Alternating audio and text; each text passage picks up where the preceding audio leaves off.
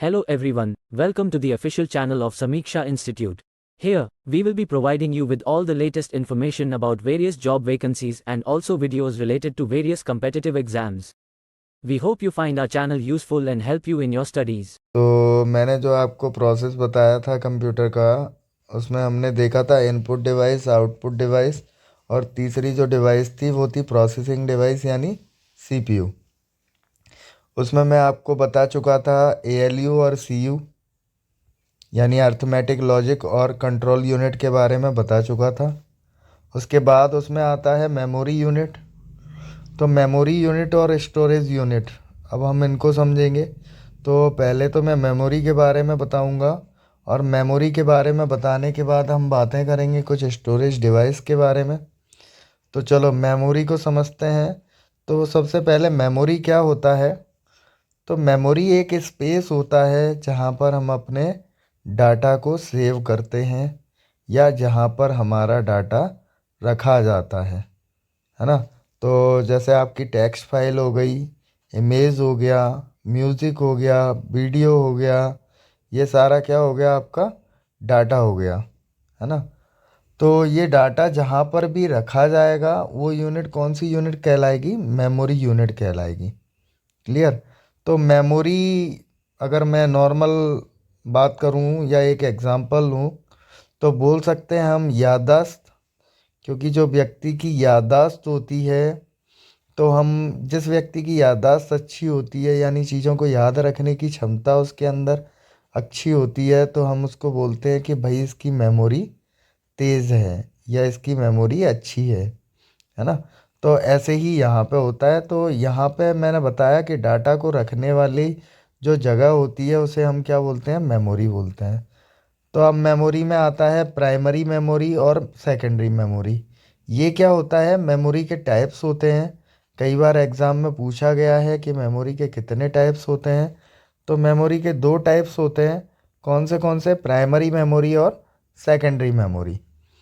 तो यहाँ पे दिया हुआ है कि जो प्राइमरी मेमोरी होती है उसको हम बोलते हैं स्थायी मेमोरी। ठीक है, यानी इसमें जो डाटा रहता है वो परमानेंटली स्टोर रहता है। और सेकेंडरी मेमोरी जो होती है उसमें डाटा जो स्टोर रहता है वो तब तक स्टोर रहता है जब तक यूज़र चाहता है। यूज़र अगर उसे हटाना चाहता है तो हटा सकता है, उसमें और जोड़ना चाहता है तो जोड़ सकता है। तो अगर मैं सिंपल लैंग्वेज में बात करूं तो प्राइमरी मेमोरी वो मेमोरी होती है जिसमें हम डाटा को ऐड और रिमूव कर सकते हैं, सॉरी, ऐड और रिमूव नहीं कर सकते हैं। और सेकेंडरी मेमोरी वो मेमोरी होती है जिसमें हम डाटा को ऐड और रिमूव कर सकते हैं। क्लियर? तो एग्जांपल्स में देखिए, इसमें एग्जांपल्स में दिया हुआ है कि प्राइमरी मेमोरी के जो एग्जांपल्स हैं वो क्या क्या है? रैम, रोम और कैश मेमोरी। ठीक है। और इधर सेकेंडरी मेमोरी की बात करूं तो यहाँ पे बहुत सारे एग्जांपल्स हमें दिख रहे हैं, जैसे magnetic disk, hard disk, floppy disk, optical disk, CD, DVD, BRD, magnetic tape और फ्लैश मेमोरी। तो सबसे पहले हम बात कर लेते हैं इनके फुल फॉर्म्स की। तो शॉर्ट फॉर्म में हमें दिख रहा है कि सीडी लिखा हुआ है। सीडी का जो फुल फॉर्म होता है वो होता है कॉम्पैक्ट डिस्क। और दूसरा दिया हुआ है डीवीडी। देखिए, डीवीडी के दो फुल फॉर्म होते हैं। डीवीडी के फुल फॉर्म हम इनके बारे में डिटेल्स में जानेंगे जब हम स्टोरेज डिवाइस में डीवीडी पढ़ेंगे तब। क्लियर? तो इसमें डीवीडी का फुल फॉर्म होता है नॉर्मली डिजिटल वर्सटाइल डिस्क। लेकिन कई जगह पर हमें डिजिटल वीडियो डिस्क भी देखने को मिलता है। तो इसके बारे में हम आगे चर्चा करेंगे। अभी हम यहाँ पे केवल इतना देखेंगे कि डीवीडी का फुल फॉर्म होता है डिजिटल वर्सटाइल डिस्क। क्लियर? और तीसरा दिया हुआ है बीआरडी। तो बीआरडी का जो फुल फॉर्म होता है वो होता है ब्लू रे डिस्क। बीआरडी का फुल फॉर्म क्या होता है? ब्लू रे डिस्क। तो यहाँ पे मैंने तीनों का फुल फॉर्म बता दिया है। अब हम आगे जब इसे डीप में पढ़ेंगे तब हम देखेंगे कि ये क्या होता है और कैसे काम करता है। क्लियर? तो यहाँ पे देखिए मेमोरी की डेफिनेशन दी हुई है। तो मेमोरी की डेफिनेशन में इन्होंने बोला हुआ है कि कंप्यूटर की स्टोरेज यूनिट है। स्टोरेज यूनिट मतलब अभी मैं बता चुका हूँ कि जहाँ पे हम डाटा को स्टोर करते हैं। यह कंप्यूटर का महत्वपूर्ण हिस्सा होती है। इसमें हम डाटा, प्रोग्राम आदि को स्टोर करके रख सकते हैं, मैं बता चुका हूँ। इसमें डाटा को बाइनरी फॉर्मेट में स्टोर किया जाता है। बाइनरी फॉर्मेट क्या होता है, मैंने आपको बताया था कि बाइनरी लैंग्वेज क्या होती है और इसमें कौन सी डिजिट्स यूज़ किए जाते हैं। तो बाइनरी लैंग्वेज में जो डिजिट्स यूज़ किए जाते हैं उन्हें हम बोलते हैं 0 और 1। क्लियर। और इसको मापने की साइज़ के आधार पर कई यूनिट होती हैं। तो मापने मतलब हम इसको कई यूनिट में माप सकते हैं, जैसे byte, kilobyte, megabyte, gigabyte, terabyte. ऐसे कई प्रकार की आपकी बाइट्स होती हैं जिसमें हम मेमोरी को मापते हैं। क्लियर। इसके बाद दिया हुआ है कि नेचुरली मेमोरी दो प्रकार की होती है, टेम्परेरी मेमोरी और परमानेंट मेमोरी। मैंने बताया था अभी आपको, स्थायी मेमोरी और अस्थायी मेमोरी। ठीक है। तो जो टेम्परेरी यानी अस्थायी मेमोरी होती है उसको हम वॉलेटाइल मेमोरी भी बोलते हैं। तो ये भी कई बार पूछा गया है कि इनमें से अस्थायी मेमोरी है। Number 1 volatile memory, number 2 non volatile memory, number 3 दोनों, और नंबर 4 इनमें से कोई नहीं। ये मैंने पूरा क्वेश्चंस बता दिया है आपको कि इस टाइप से क्वेश्चन आपके एग्ज़ाम में आता है, इन क्वेश्चन इन दोनों पॉइंट से। ठीक है। तो आपको बता देना है कि जो वॉलेटाइल मेमोरी होती है वही टेम्परेरी मेमोरी यानी अस्थायी मेमोरी होती है। क्लियर। अब हम चलते हैं आगे। तो इन्होंने बताया हुआ है प्राइमरी मेमोरी के बारे में कि इस मेमोरी को मेन मेमोरी भी कहा जाता है। तो देखो प्राइमरी मेमोरी के कितने नाम हो गए भाई, इसे हम मेन मेमोरी भी कह रहे हैं, टेम्परेरी मेमोरी भी कह रहे हैं और वॉलेटाइल मेमोरी भी कह रहे हैं। तो ये सारे नाम किसके हो गए, प्राइमरी मेमोरी के हो गए। और अगर मैं सेकेंडरी मेमोरी की बात करूं तो इसे हम परमानेंट मेमोरी भी बोल रहे हैं, नॉन वॉलेटाइल मेमोरी भी बोल रहे हैं और सेकेंडरी मेमोरी भी बोल रहे हैं। क्लियर। तो ये क्या है कि जो प्राइमरी मेमोरी होती है उसके 3 टाइप्स होते हैं, 3 प्रकार की होती है। कौन सी, रैम, रोम और कैश, हम ऊपर पढ़ चुके हैं। क्लियर। तो हम देखते हैं यहाँ पर रैम के बारे में। तो रैम की डेफिनेशन में इन्होंने दिया हुआ है कि इसका पूरा नाम होता है रैंडम एक्सेस मेमोरी। तो इसका पूरा नाम क्या होता है, रैंडम एक्सेस मेमोरी। ठीक है। इसके नीचे इसकी विशेषताएं दी हुई हैं, तो चलिए एक एक करके हम इसकी विशेषताएं पढ़ते हैं कि भाई इसमें क्या क्या विशेषताएं होती हैं। तो सबसे पहला पॉइंट दिया हुआ है कि इसको कंप्यूटर की प्रमुख मेमोरी भी कहा जाता है। हेडिंग में हम पढ़ चुके हैं कि इसे कंप्यूटर की मेन मेमोरी भी कहा जाता है, प्राइमरी मेमोरी को। क्लियर। दूसरा, यह अस्थाई मेमोरी होती है, ये भी हम पढ़ चुके हैं, टेम्परेरी मेमोरी है। तो वॉलेटाइल मेमोरी होगी यानी अस्थाई मेमोरी भी होगी। क्लियर। अर्थात इसमें स्टोर डाटा कंप्यूटर बंद होने पर डिलीट हो जाता है, जिसको पुनः प्राप्त नहीं किया जा सकता। मैंने बताया था ना कि अस्थाई मेमोरी होगी तो डाटा सेव नहीं रहेगा। तो जब सेव नहीं रहेगा तो डाटा क्या होगा, अपने आप डिलीट हो जाएगा, है ना। तो वही इसमें दिया हुआ है। नेक्स्ट जो दिया हुआ है आपका वो है वॉलेटाइल मेमोरी। ये नाम बताया है इन्होंने, अभी मैंने आपको बताए थे तीनों चारों नाम। क्लियर। नेक्स्ट जो पॉइंट है इसके बाद कि इसी से होकर सेकेंडरी स्टोरेज डिवाइस और प्रोसेसर के पास जाता है। क्या जाता है, डाटा। तो डाटा काय से होकर सेकेंडरी स्टोरेज के पास जाता है, वॉलेटाइल मेमोरी से यानी रैम से होकर। क्लियर।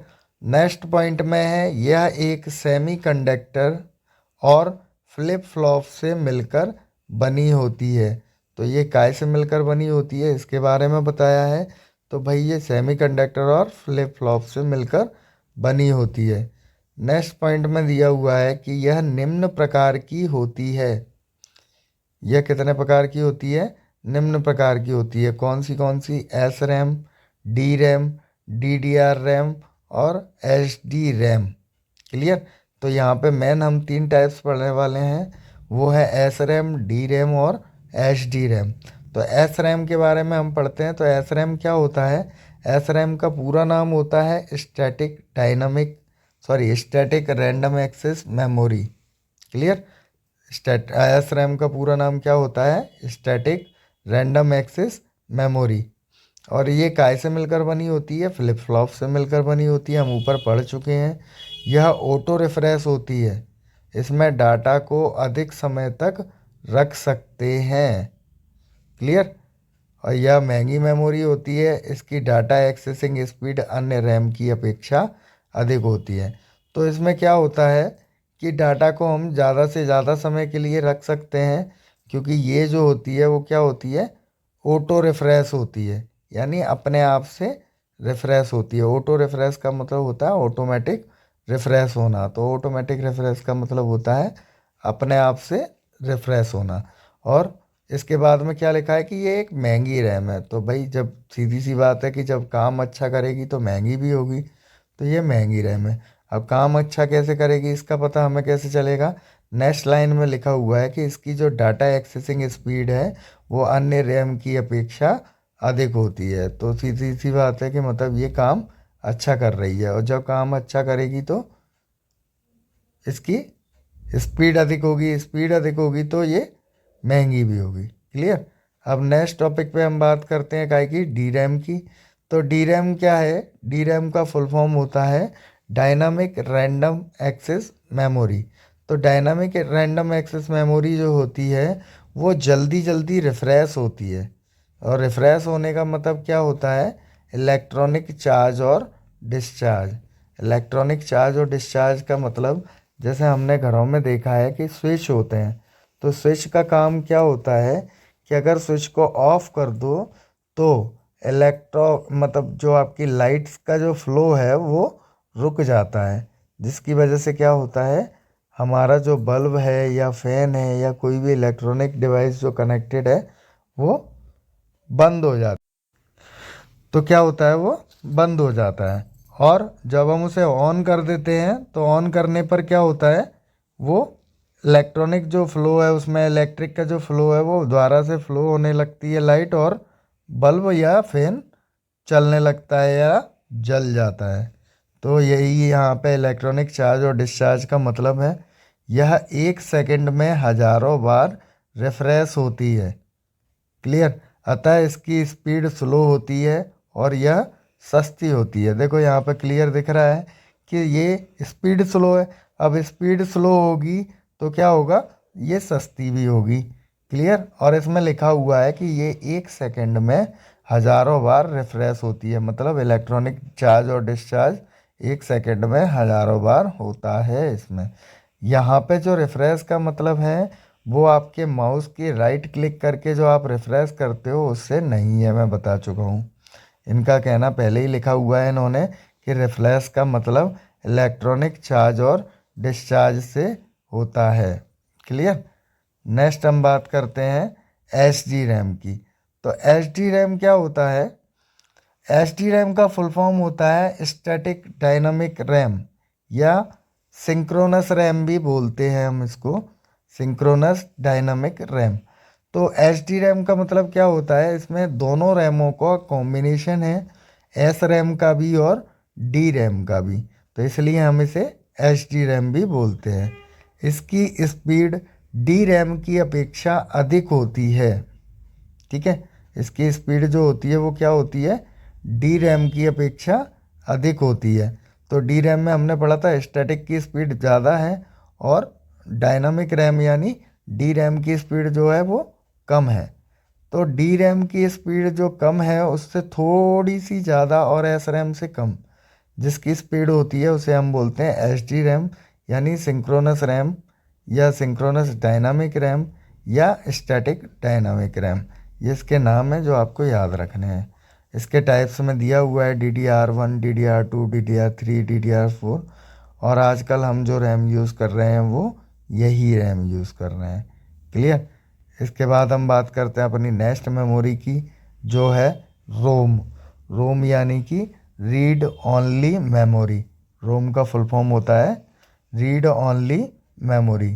तो ये भी हमने काय में पढ़ा था, प्राइमरी मेमोरी में पढ़ा था। तो भाई ये प्राइमरी मेमोरी भी होगी और स्थाई मेमोरी भी होगी, क्योंकि ये वॉलेटाइल मेमोरी है, तो स्थाई मेमोरी भी होगी। अब इसमें क्या होता है वो हम देखते हैं। इसमें कंप्यूटर को स्टार्ट करने वाले प्राथमिक प्रोग्राम एवं बायोस की सेटिंग होती है। ठीक है, यह कंप्यूटर के मदरबोर्ड पर स्थायी रूप से लगी होती है। यह एक महंगी मेमोरी होती है, यह बाज़ार में अलग से उपलब्ध नहीं होती है, यह मदरबोर्ड के साथ आती है। क्लियर। तो यहाँ पे हम देखते हैं इसमें क्या होता है, बायो सेटिंग्स होती है जिसमें आपका कंप्यूटर जब रन करता है उससे पहले कंप्यूटर की पूरी इन्फॉर्मेशन ली जाती है और आपको शो कराई जाती है कि भाई ये चीज़ें आपके कंप्यूटर में शो हो रही हैं। तो वो जो होता है वो काय के द्वारा होता है, रोम के द्वारा होता है। क्लियर। दूसरा, यह कंप्यूटर में मदरबोर्ड के साथ लगी होती है, तो ये मदरबोर्ड पे ही फिक्स होती है, इसको आप मार्केट से अलग से परचेज नहीं कर सकते हो। और इसमें जो डाटा स्टोर रहता है वो परमानेंटली स्टोर रहता है जब तक आपका मदरबोर्ड काम करता है तब तक। क्लियर। अब इसके साथ इसमें दिया हुआ है कि ये कितने प्रकार की होती है, तो ये इसमें 3 टाइप्स के दिए हुए हैं, P ROM, E P ROM और डबल ई पी रोम। तो सबसे पहले हम पी रोम को जानते हैं। तो पी रोम का फुल फॉर्म होता है programmable read only memory. Full forms याद रखना। लास्ट जो वीडियो रहेगा इस कंप्यूटर का, उसमें मैं आपको ये सारी चीज़ें बता दूंगा, मतलब सारे फुल फॉर्म्स दे दूंगा और जो भी शॉर्टकट्स हैं वो भी बताऊंगा। तो मैं वहाँ पे तो दूंगा ही, लेकिन जब तक आप लोग याद रखें जिससे आपका एक रिमाइंड हो जाएगा उस टाइम पे। क्लियर।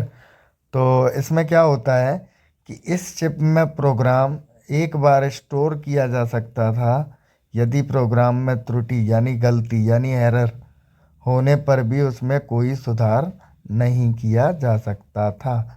तो मतलब इनका कहना क्या था कि जो पीरोम बनी थी, जब पीरोम यूज़ किया जाता था तो क्या होता था कि उसमें डाटा जो एक बार फिल हो गया वो हो गया, उसके बाद ना तो हम उसको ऐड कर सकते हैं और ना ही उसको रिमूव कर सकते हैं। तो मैंने बताया था पहले ही कि डाटा को ऐड और रिमूव करने की जो फैसिलिटी होती है वो इस मेमोरी में नहीं होती, यानी प्राइमरी मेमोरी में, मेन मेमोरी में नहीं होती। तो अभी हम मेन मेमोरी और प्राइमरी मेमोरी पढ़ रहे हैं, तो जाहिर सी बात है कि डेफिनेशन तो बदलने वाली है नहीं, वही रहेगी कि डाटा को ऐड और रिमूव नहीं किया जा सकता। लेकिन जैसे जैसे इसमें अपडेट होते गए तो कुछ चेंजेस आने लगे। तो हम बात करते हैं ईपी रोम की। तो ईपी रोम में क्या था, ईपी रोम का सबसे पहले फुल फॉर्म, तो फुल फॉर्म होता है erasable programmable read only memory. Clear. तो इरेजेबल का मतलब होता है मिटाने योग्य, इरेज का मतलब मिटाना और एबल का मतलब योग्य। तो इरेजेबल का मीन्स होता है मिटाने योग्य। तो ये क्या है कि इस जो रोम का जो ये टाइप है इसमें बात की हुई है मिटाने योग्य की। तो हम आगे देखते हैं कि इसमें क्या नया आया हुआ है। तो इसमें नया जो आया है, इस चिप ने पी रोम की समस्या को दूर किया था। तो पी रोम में क्या समस्या थी कि भाई इसमें अगर प्रोग्राम में कोई त्रुटि हो गई तो हम उसको सही नहीं करते, कोई गलती हो गई तो उसे सही नहीं कर सकते, तो उसमें इसको दूर किया गया है। इस चिप में स्टोर प्रोग्राम में सुधार किया जा सकता था। चिप में सुधार करने के लिए चिप को बोर्ड से निकालकर परावैंगनी किरणों यानी अल्ट्रावायलेट रेस या अल्ट्रावायलेट वायलेट लाइट के सामने रखा जाता था, जिससे चिप में स्टोर प्रोग्राम और डाटा को डिलीट किया जाता था। तो इसमें क्या था कि हम रोम से डाटा को डिलीट कर सकते थे, लेकिन उसके लिए हमें क्या करना पड़ता था कि चिप को मदरबोर्ड से निकालना पड़ता था और अल्ट्रावायलेट रेस या लाइट के सामने रखना पड़ता था, और इससे धीमे धीमे डाटा डिलीट होने लगता था। तथा इसके बाद पुनः प्रोग्राम को इसके बाद पुनः प्रोग्राम को स्टोर किया जाता था, जो एक कठिन एवं महंगी प्रक्रिया थी। तो ये क्या था कि जो कठिन भी था और महंगा भी था। क्लियर। तो ये था हमारा ईपी रोम। अब हम बात करते हैं डबल ईपी रोम की। तो डबल ईपी रोम में क्या हुआ, अब हम आगे बढ़ते हैं। तो डबल ईपी रोम का फुल फॉर्म होता है electronic erasable programmable read only memory. देखो केवल क्या हो रहा है कि आगे जो भी लेटर जुड़ रहा है केवल उसका फुल फॉर्म आ जाता है, बाकी का पूरा ऊपर से ही लिया गया है। क्लियर। तो आपको फुल फॉर्म याद रखने की ये शॉर्ट ट्रिक बता रहा हूँ कि पूरा फुल फॉर्म आपको एक ही बार याद करना है। बस हर बार क्या हुआ है, एक ई बढ़ गया है, तो उस एक ई का फुल फॉर्म आपको याद रखना है। क्लियर। अब आगे चलते हैं। तो इस चिप ने ईपी रोम की समस्या को दूर किया। देखो पी रोम की समस्या को ईपी रोम ने दूर किया और डबल ईपी रोम में ईपी रोम की समस्या को दूर किया गया। तो इसमें क्या हुआ कि इसमें जो भी डाटा और प्रोग्राम होता था उसको उसमें सुधार करने के लिए काय का यूज़ किया जाने लगा, लाइट का यूज़ किया जाने लगा, यानी इलेक्ट्रिक का यूज़ किया जाने लगा। तो इसके लिए चिप को मदरबोर्ड से निकालने की आवश्यकता नहीं होती। देखो पी रोम में हम कुछ कर ही नहीं सकते थे। ईपी रोम में क्या हुआ कि मदरबोर्ड से चिप को निकाल लेते थे और अल्ट्रावायलेट रेस के सामने रखते थे। लेकिन यहाँ पे क्या हुआ कि हमें चिप को मदरबोर्ड से निकालने की ज़रूरत ही नहीं पड़ती। ठीक है। यानी हम चिप को मदरबोर्ड में लगे लगे भी उसका डाटा इरेज कर सकते हैं। तो यह एक सरल एवं सस्ती प्रक्रिया है। आजकल के मदरबोर्ड में इसी रोम का प्रयोग किया जा रहा है। क्लियर। तो यहाँ पे हमने देखा कि आजकल के जो मदरबोर्ड हम जो यूज़ कर रहे हैं उसमें कौन सी रोम का उपयोग किया जा रहा है। तो भाई इसमें डबल ईपी रोम का उपयोग किया जा रहा है। क्लियर। अब हम नेक्स्ट और लास्ट प्राइमरी मेमोरी में जो हमने पढ़ा था वो होता है कैश मेमोरी। अब हम उसकी बात करते हैं। तो कैश मेमोरी क्या होता है, यह मेमोरी सीपीयू एंड रैम के बीच में होती है। देखो ये मेमोरी कहाँ होती है, आपके सीपीयू और रैम के बीच में होती है। सीपीयू का मतलब प्रोसेसर यहाँ पर।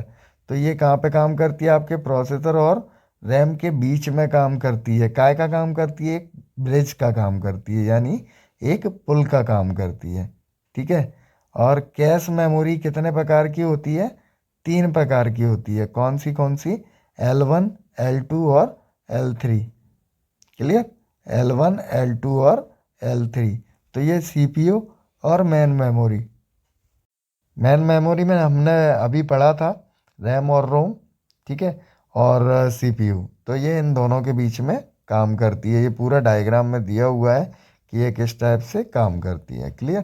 तो अब हम नेक्स्ट बात करते हैं सेकेंडरी मेमोरी की। तो सेकेंडरी मेमोरी क्या होता है, सेकेंडरी मेमोरी को स्टोरेज डिवाइस भी कहा जाता है। मैंने बताया था आपको ऊपर ही मेमोरी यूनिट के बारे में बता रहा था तभी कि सेकेंडरी मेमोरी को क्या कहा जाता है, स्टोरेज डिवाइस भी कहा जाता है। आमतौर पर यह कंप्यूटर का भाग नहीं होती, इसको कंप्यूटर में अलग से जोड़ा जाता है। इसमें जो डाटा स्टोर किया जाता है वह स्थायी होता है, अर्थात कंप्यूटर बंद होने पर इसमें डाटा डिलीट नहीं होता है।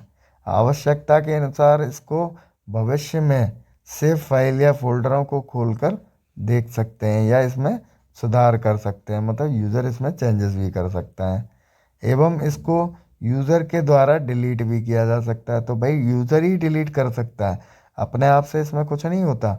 इसमें जो भी काम होगा वो काय के द्वारा होगा, यूज़र के द्वारा होगा। तो यूज़र इसमें डाटा को डिलीट भी कर सकता है। इसकी स्टोरेज क्षमता अधिक होती है, स्टोरेज कैपेसिटी इसकी डेली बढ़ती जा रही है। अगर आप अपडेट नहीं हो तो मैं कह नहीं सकता हूँ, नहीं तो जो लोग अपडेट हैं उनको पता है कि आजकल जो हम हार्ड डिस्क यूज़ कर रहे हैं उसका मैक्सिमम स्पेस क्या यूज़ कर रहे हैं। तो जो हम लोग हार्ड डिस्क यूज़ कर रहे हैं वो मैक्सिमम स्पेस है उसका 1 GB, 1 TB तक हार्ड डिस्क हम लोग यूज़ कर चुके हैं। तो इसका हमें पता हुआ है।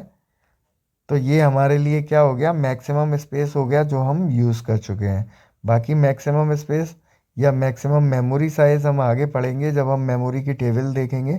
उस टेबल में आपको पूरा सीक्वेंस से मिल जाएगा कि सबसे छोटी मेमोरी कौन सी होती है, सबसे बड़ी मेमोरी कौन सी होती है। तो वो सारी चीज़ें हम वहाँ पे देखेंगे। मेमोरी यूनिट यानी मेमोरी को मापने की इकाई, तो वो हम मेमोरी टेबल में देखेंगे। तो इसमें आगे दिया हुआ है कि इसकी स्टोरेज क्षमता अधिक होती है एवं डाटा को एक्सेस करने की गति प्राइमरी मेमोरी से धीमी होती है। तो यानी इसको डाटा का एक्सेस जो रहता है वो बहुत कम रहता है या स्लो रहता है। क्लियर। तो डाटा को एक्सेस करने के आधार पर यह दो प्रकार की होती हैं। तो डाटा को एक्सेस करने के आधार पर ये कितने प्रकार की होती हैं? दो प्रकार की। एक कौन सी? सिक्वेंशियल एक्सेस, और दूसरा होता है डायरेक्ट एक्सेस। तो सिक्वेंशियल एक्सेस क्या होता है? तो सिक्वेंशियल एक्सेस में हम पढ़ेंगे कि इस क्रिया में स्टोरेज डाटा को उसी क्रम में एक्सेस किया जाता है जिस क्रम में स्टोर किया गया है। इस एक्सेस क्रिया को सीरियल एक्सेस क्रिया भी कहा जाता है। मतलब जो सिक्वेंशियल एक्सेस मेथड है उसको हम क्या बोलते हैं? सीरियल एक्सेस मेथड भी बोलते हैं। इनका प्रयोग उन स्थानों पर किया जाता है जहाँ पर अधिक मात्रा में डाटा को स्टोर किया जाता है और उसको इसी क्रमानुसार काम में लिया जाता है। मतलब जैसे मान लो कि हम अपने पर्सनल कंप्यूटर का यूज़ कर रहे हैं, तो पर्सनल कंप्यूटर में अगर हमें कोई डाटा स्टोर करना है तो यहाँ पे जो डाटा स्टोर होगा वो किस टाइप से होगा कि जिस फाइल को आपने पहले भेजा है वो पहले स्टोर होगी, यानी ऊपर रहेगी, और उसके बाद में जिस फाइल को भेजा है वो सेकंड, उसके बाद थर्ड, फोर्थ, और जैसे जैसे फाइल आप स्टोर करते जाते हैं वैसे वैसे ही ये फाइल उसी क्रम में स्टोर होती जाती हैं। तो इसे बोलते हैं सीक्वेंशियल एक्सेस मेथड या या सीरियल एक्सेस मेथड। क्लियर? अब हम आगे बात करते हैं कि पुराने समय में प्रयोग होने वाली ऑडियो और वीडियो टेप कैसेट इसी मेथड का प्रयोग डाटा को एक्सेस करने के लिए किया जाता था। जैसे सीडीज़ वगैरह हम सुनते हैं जिसमें गाने या भजन वगैरह या जो भी जिस टाइप की सीडी है, तो उसमें क्या होता है कि आपको बाहर दिया जाता है कि भाई 1 नंबर पे ये गाना है, 2 नंबर पे ये भजन है, या 3 नंबर पे ये है। तो वो आपको बाहर बता दिया जाता है। तो वहाँ पे जो भी गाने, सॉन्ग, भजन या जो भी प्ले हो रहा है वो उसी सीक्वेंस में प्ले होगा जिस सीक्वेंस में दिया हुआ है, या जिस नंबर के सीरियल में दिया हुआ है उसी सीरियल में वो प्ले होगा। क्लियर? अब हम बात करते हैं डायरेक्ट एक्सेस की। तो डायरेक्ट एक्सेस में क्या होता है? इसमें डाटा को किसी भी क्रम में एक्सेस किया जा सकता है एवं किसी भी क्रम में डाटा को स्टोर किया जा सकता है। मतलब इसमें कोई सीरियल नहीं रहता है, आप डाटा को कैसे भी स्टोर कर सकते हैं और कैसे भी एक्सेस कर सकते हैं। मतलब जो फाइल आपने पहले स्टोर करी थी वो ज़रूरी नहीं है कि आप उसको पहले एक्सेस करें, आप उसको बाद में भी एक्सेस कर सकते हैं। Clear? Next, type of storage device. तो टाइप ऑफ स्टोरेज डिवाइस में हम पढ़ेंगे, सबसे पहला जो ऑप्शन है वो है हमारा मैग्नेटिक टेप। तो मैग्नेटिक टेप क्या होता है इसके बारे में जानते हैं। तो मैग्नेटिक टेप एक अस्थाई मेमोरी है। द्वितीयक स्टोरेज डिवाइस, द्वितीयक का मतलब होता है सेकेंडरी, और स्टोरेज तो स्टोरेज है ही।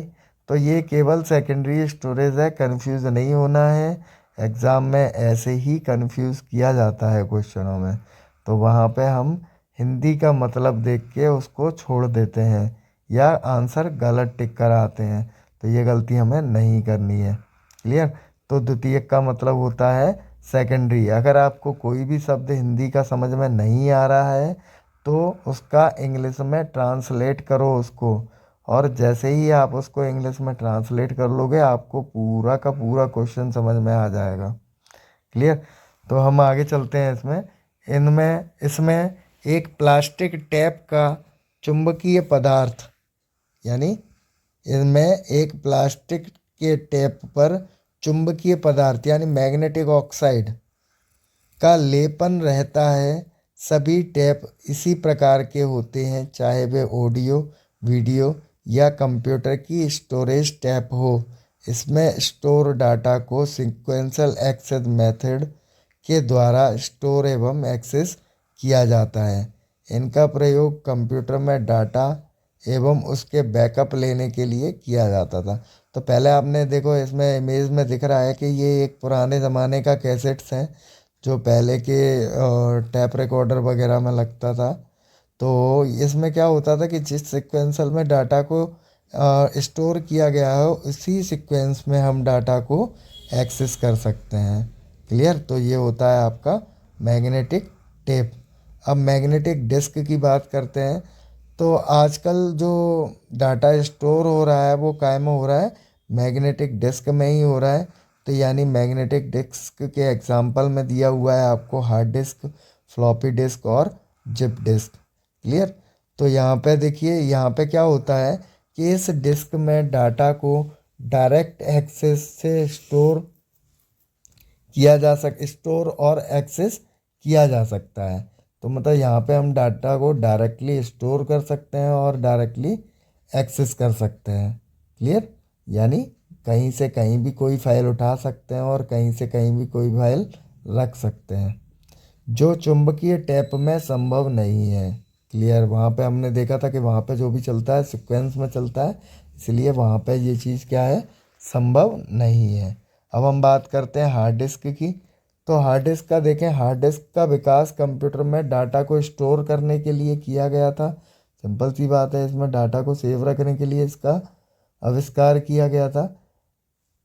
आजकल इसका प्रयोग कंप्यूटर में आगे बढ़कर कई क्षेत्रों में हो रहा है, जैसे digital video recorder, digital camera आदि में चुंबकीय डिस्क में डाटा को स्टोर करने की क्षमता बहुत अधिक होती है। तो चुंबकीय डिस्क यानी मैग्नेटिक डिस्क।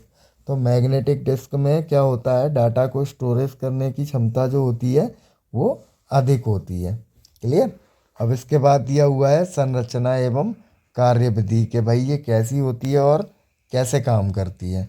तो देखो, इसको हम पढ़ते हैं कि हार्ड डिस्क चुंबकीय डिस्क से मिलकर बनी होती है। इसमें डाटा को पढ़ने एवं लिखने के लिए एक हेड होता है, जो हार्ड डिस्क के सेंट्रल शाफ्ट होती है। हार्ड डिस्क एक सेंट्रल शाफ्ट होती है जिसमें चुंबकीय डिस्क लगी रहती है। हार्ड डिस्क की ऊपरी डिस्क के ऊपरी सतह पर एवं निचली सतह पर डाटा को स्टोर किया जाता है। बाकी सभी सतहों पर डाटा को स्टोर नहीं किया जाता है। ठीक है। तो ये हमारे एग्ज़ाम के लिए इतना इम्पोर्टेंट नहीं है, तो केवल आप पढ़ लें, बाकी इसमें समझने लायक कुछ है नहीं, क्योंकि हमें डाटा स्टोर थोड़ी ना करना है, हमें तो केवल कंप्यूटर में अपना डाटा सेव करना है, और वो हार्ड डिस्क में कैसे सेव होता है उससे हमें इतना ज़्यादा फ़र्क नहीं पड़ता है। तो यहाँ पे जो याद रखने की चीज़ है या जो हमारे काम की चीज़ है, वो नेक्स्ट पैराग्राफ में दी हुई है कि डिस्क की प्लेट में ट्रैक एवं सेक्टर्स होते हैं। तो भाई ये याद रखना पड़ेगा कि हार्ड डिस्क में जो डाटा स्टोर होता है वो कैसे होता है। तो सेक्टर्स में डाटा स्टोर होता है, दिया हुआ है देखो नेक्स्ट लाइन में। तो क्वेश्चन ऐसा बनता है कि हार्ड डिस्क में जो डाटा स्टोर होता है वो काय में होता है, ट्रैक्स में, सेक्टर में, और दो कोई और फालतू ऑप्शन दिए होंगे, तो उन चारों में से हमें ऑप्शन चूज़ करना होता है। तो हमारा जो राइट आंसर है वो है क्या, सेक्टर। तो हार्ड डिस्क में डाटा जो स्टोर होता है वो सेक्टर में होता है। ठीक है। एक सेक्टर में 512 बाइट का डाटा स्टोर होता है। अब आपको 512 बाइट नहीं पता कि कितना होता है, तो अभी हम मेमोरी टेबल पढ़ेंगे, उसमें मैं बताऊंगा कि 512 बाइट कितना होता है। तो अभी आप केवल इतना ध्यान रखें कि एक सेक्टर में कितना डाटा स्टोर होता है। ये भी क्वेश्चन एग्जाम पर्पज से इम्पोर्टेंट है कि भाई हार्ड डिस्क के एक सेक्टर में कितना डाटा स्टोर होता है। तो हार्ड डिस्क के एक सेक्टर में 512 बाइट डाटा स्टोर होता है। नेक्स्ट, डाटा को स्टोर एवं पढ़ने के लिए 3 तरह के समय लगते हैं, जो निम्न है। ठीक है। तो 3 तरह के समय दिए हुए हैं, तीनों तरह के समय पढ़ लें आप, किसी काम की नहीं है ये चीज़ें, केवल समझने के लिए है कि हार्ड डिस्क कैसे काम करती है। आपके एग्ज़ाम से रिलेटेड नहीं है और आपके एग्ज़ाम में कभी भी ये चीज़ नहीं पूछी जाती है। तो केवल आप पढ़ लें कि शायद बाई चांस कभी पूछ लिया तो आपको पता होना चाहिए कि ये तीनों टाइम कौन से होते हैं। क्लियर। इसके बाद हम आगे चलते हैं फ्लॉपी डिस्क की तरफ। तो फ्लॉपी डिस्क में क्या दिया हुआ है कि फ्लॉपी डिस्क को डिकेट या केवल फ्लॉपी भी कहा जाता है, तो इसके नाम दिए हुए हैं। इसका प्रयोग माइक्रो कंप्यूटर में होता है। ये होता है दिया हुआ है, लेकिन अब होता था हो गया है। क्लियर। तो पहले होता था, अब नहीं होता है। इसका प्रयोग सीडी की तरह किया जाता है। इसको एक कंप्यूटर से दूसरे कंप्यूटर में प्रयोग किया जा सकता था। तो ये सीडी की तरह काम करती थी कि जैसे आपने एक कंप्यूटर में लगा लिया, उसके बाद में दूसरे कंप्यूटर में, तीसरे कंप्यूटर में, कितने भी कंप्यूटर्स में आप लगा सकते हो और डाटा को स्टोर कर सकते हो या डाटा को एक्सेस कर सकते हो। क्लियर। इसके लिए एक ड्राइव की आवश्यकता होती है। हाँ, तो पहले के कंप्यूटर में क्या होता था, फ्लॉपी ड्राइव अलग से लगा हुआ होता था। अब इसका यूज़ बंद हो गया है, ये मार्केट में मिलना बंद हो गई है। तो क्या है कि फ्लॉपी ड्राइव भी सिस्टम में आना अब बंद हो गया है। क्लियर। यहाँ आकार एवं साइज के आधार पर दो प्रकार की होती है। तो भाई जो फ्लॉपी डिस्क होती है वो आकार एवं साइज के आधार पर कितने प्रकार की होती है, दो प्रकार की होती है। तो इस पर थोड़ा सा ध्यान दें, इससे कई बार क्वेश्चन आया है आपके एग्जाम में, सीपीसीटी में भी आया है और पीवी यानी व्यापम के एग्जाम में भी आया हुआ है। ठीक है। तो सबसे पहला होता है मिनी फ्लॉपी। तो मिनी फ्लॉपी का जो साइज़ होता है वो क्या होता है, 5.25 इंच। तो एग्ज़ाम में साइज़ पूछा जाता है और इसकी स्टोरेज कैपेसिटी पूछी जाती है, ये दो चीज़ें पूछी जाती हैं। तो भाई जो मिनी फ्लॉपी है उसका साइज़ जो होता है वो 5.25 इंच होता है और इसकी स्टोरेज कैपेसिटी यानी संग्रहण क्षमता वो कितनी होती है, 1.2 MB। अब आप खुद सोच लो कि आजकल हम नॉर्मल मोबाइल से भी फ़ोटो क्लिक करते हैं तो वो लगभग 20, 25, 30 या 40 MB में होता है, और यहाँ पे जो डाटा स्टोर हो रहा है वो कितना हो रहा है, 1.2 MB डाटा स्टोर हो रहा है। तो मतलब ये कितना कम डाटा स्टोर करती थी, और आजकल हमें ज़्यादा डाटा यूज़ करने की ज़रूरत पड़ गई है, तो इसलिए इसका यूज़ बंद हो गया है। क्लियर। तो इसके बाद हम बात करते हैं नेक्स्ट माइक्रो फ्लॉपी की। तो माइक्रो फ्लॉपी का क्या होता था कि माइक्रो फ्लॉपी का साइज़ क्या है, तो माइक्रो फ्लॉपी का साइज़ होता है 3.5 इंच। क्लियर। और इसकी स्टोरेज कैपेसिटी कितनी है यानी संग्रहण क्षमता कितनी है, 1.44 MB। मतलब ये उसकी अपेक्षा थोड़ी सी ज़्यादा स्टोरेज कैपेसिटी रखती है, यानी इसमें हम थोड़ा सा ज़्यादा डाटा स्टोर कर सकते हैं, काय की अपेक्षा, मिनी फ्लॉपी की अपेक्षा। क्योंकि मिनी फ्लॉपी में 1.2 MB था और यहाँ पे कितना है, 1.44 MB होता है। इनका आवरण अधिक मजबूत होता है, मतलब इनका जो कवर होता है वो क्या होता है, मजबूत होता है। ठीक है। अब इसके बाद में दिया हुआ है घनत्व के आधार पर, तो भाई डेंसिटी वगैरह के आधार पर दिया हुआ है, तो इसको हमें याद नहीं रखना।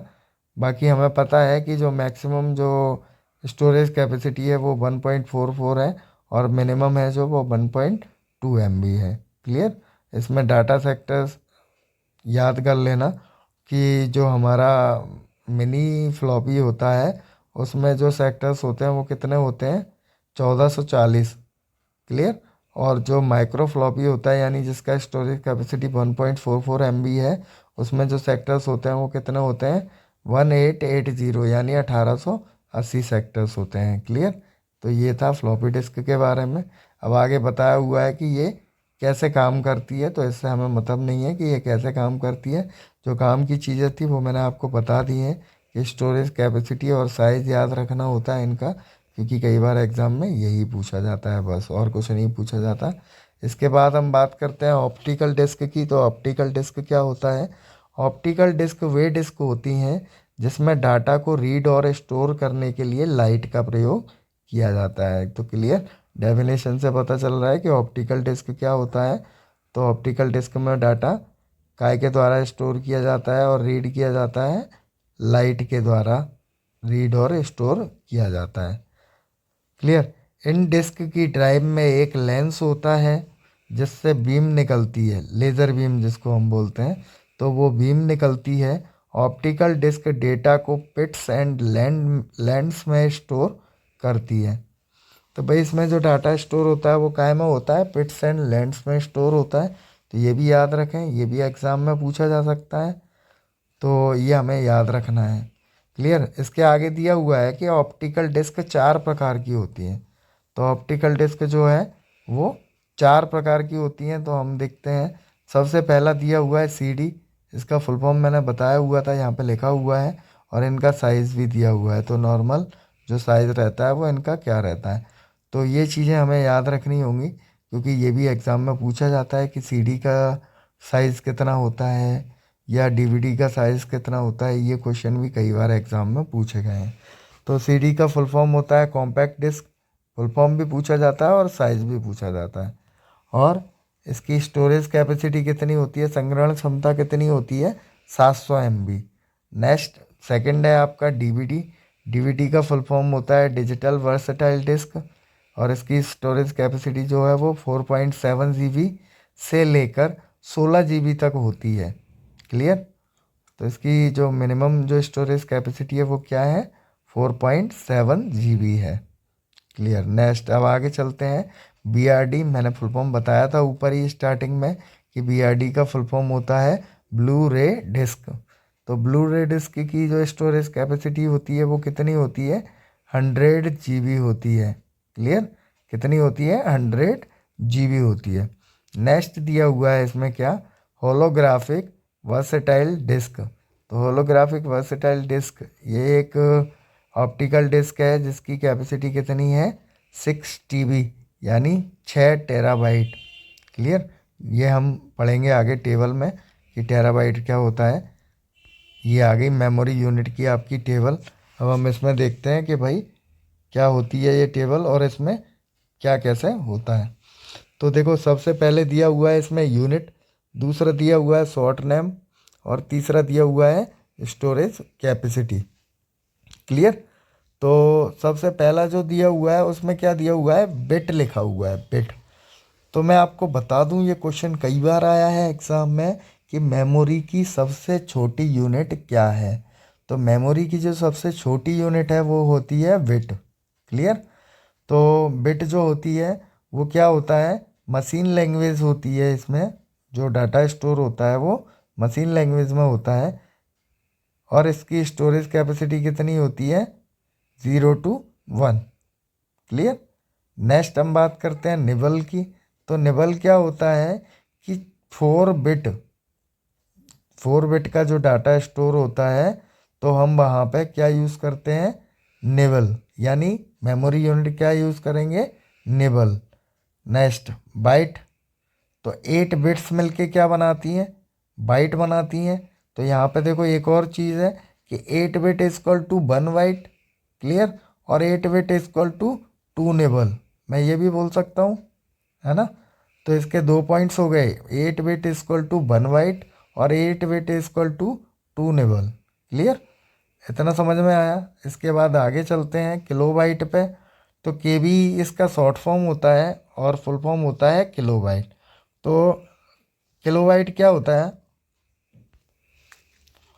किलोबाइट क्या होता है, किलोबाइट देखते हैं।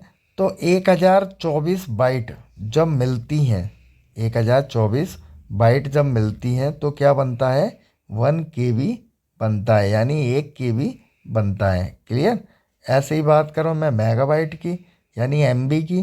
तो क्या होता है कि जब 1024 KB मिलती है यानी किलोबाइट मिलते हैं तो क्या बनता है, 1 MB बनता है। क्लियर। तो 1024 जब किलोबाइट मिलेंगे तो क्या बनेगा, 1 MB बनेगा। और जब 1024 मेगाबाइट मिलेंगे तो क्या बनेगा, 1 GB मिलेगा यानी 1 गीगाबाइट। क्लियर। साथ ही साथ में मैं इनके फुल फॉर्म्स भी बताता जा रहा हूँ, और वैसे आपके लेफ्ट हैंड में सबसे पहले ये फुल फॉर्म्स दिए हुए हैं। क्लियर। तो जब 1024 GB जब मिलेंगे तो क्या बनेगा, 1 TB बनेगा। टीबी का मतलब होता है टेराबाइट, मैंने अभी ऊपर बताया था। ठीक है। तो 1024 GB जब डाटा हमारे पास स्टोर हो जाएगा तो हम उसको क्या बोलेंगे कि हमारे पास 1 TB डाटा स्टोर है, यानी हमारा स्टोरेज कैपेसिटी जो क्या है, 1 TB है। कब, जब हम 1024 GB डाटा स्टोर कर लेंगे तब। ठीक है। तो ऐसे ही ये पूरी टेबल दी हुई है आपकी। तो मेमोरी की जो सबसे बड़ी यूनिट है वो क्या है, जियोबाइट है, और सबसे छोटी जो यूनिट है वो मैं बता चुका हूँ, बिट है। तो 2 क्वेश्चन तो इसी से बनते हैं कि मेमोरी की सबसे छोटी यूनिट कौन सी है और सबसे बड़ी यूनिट कौन सी है। तो सबसे छोटी यूनिट है बिट और सबसे बड़ी यूनिट है लास्ट में जियोबाइट। क्लियर। 2 क्वेश्चन आपके यहाँ पे क्लियर हो गए। तीसरा क्वेश्चन मैंने बताया था थर्ड लाइन में यानी वाइट वाली लाइन में। तो वाइट वाली लाइन में क्या था कि 1 byte equal to 8 bits. Clear. तो 1 बाइट इक्वल टू 8 बिट्स, और मैं बोल सकता हूँ कि 8 बिट इक्वल टू 1 बाइट और 2 निबल। क्लियर। तो यहाँ से एक क्वेश्चन बनता है, तो टोटल 3 क्वेश्चन हो गए आपके। और चौथा क्वेश्चन जो बनेगा वो इस टेबल से बनेगा। इस टेबल से कैसे बनेगा कि उन्होंने दे दिया कि 1 MB इक्वल, यानी 1 MB इक्वल होता है काय के, तो वो वहाँ पे देंगे आपको 1024 GB, KB, MB या TB। 4 ऑप्शन आपको मिल गए, तो आपको उनमें से सिलेक्ट करना है कि भाई 1 GB जो है वो, या सॉरी 1 MB जो है वो किसके इक्वल होता है। तो आप देख सकते हैं कि 1 MB जो है वो 1024 के KB के इक्वल होता है, या 1 GB जो है वो 1024 MB के इक्वल होता है, यानी बराबर होता है। क्लियर। तो यहाँ से आप किसी का भी निकाल सकते हैं। जैसे मैं बात करूँ सबसे लास्ट, 1 GB मतलब जियोबाइट, तो 1 जियोबाइट जो होता है वो 1024 ब्रोंटोबाइट के इक्वल होता है। क्लियर। तो ये होती है आपकी मेमोरी यूनिट्स। तो यहाँ पे मेमोरी यूनिट्स का यूज़ किस लिए किया जाता है, डाटा को स्टोर, जो डाटा स्टोर है उसकी यूनिट है ये, यानी मापने की इकाई है ये, कि भाई उसको हम काय में मापेंगे। जैसे लिक्विड को हम लीटर में मापते हैं, ठीक है, और जो हमारा द्रव्यमान यानी ठोस होता है उसको हम किलो में मापते हैं, किलोग्राम में, ग्राम में या किलोग्राम में। तो वैसे ही हम मेमोरी को काय में मापते हैं, बाइट में या बिट में। क्लियर। तो उस हिसाब से इन्होंने पूरा टेबल दिया हुआ है। ये टेबल ध्यान से पढ़ लें, क्योंकि इस टेबल से 3 से 4 क्वेश्चन बनते हैं। और आज का हम अपना टॉपिक यहीं ख़त्म करते हैं। नेक्स्ट क्लास में हम फिर मिलेंगे, और उसमें हम बात करेंगे काय की, हार्डवेयर और सॉफ्टवेयर की। तो आगे हम पढ़ने वाले हैं कंप्यूटर हार्डवेयर और सॉफ्टवेयर के बारे में, कि कंप्यूटर हार्डवेयर क्या होता है और सॉफ्टवेयर क्या होता है। आज तक के लिए इतना ही, बाकी देखेंगे कल की क्लास में। Okay, bye.